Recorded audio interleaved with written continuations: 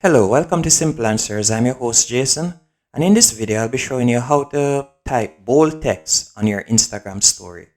First, you'd select your story in the top left hand corner. Then you can either choose create with the capital and common A, or you can select a post as I am by clicking in the bottom left hand corner.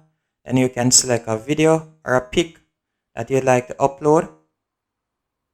And then you're going to select the capital and common A in the top right hand corner. Then you'll type in the text.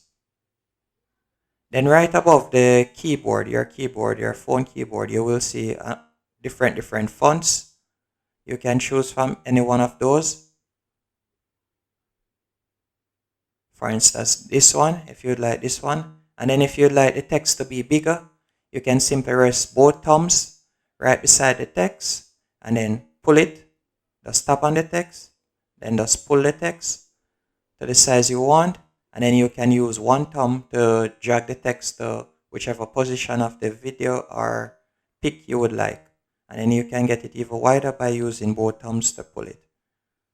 And that's it. Hope you found this video helpful and informative. If you did, be sure to hit the like button and subscribe, and thank you for watching.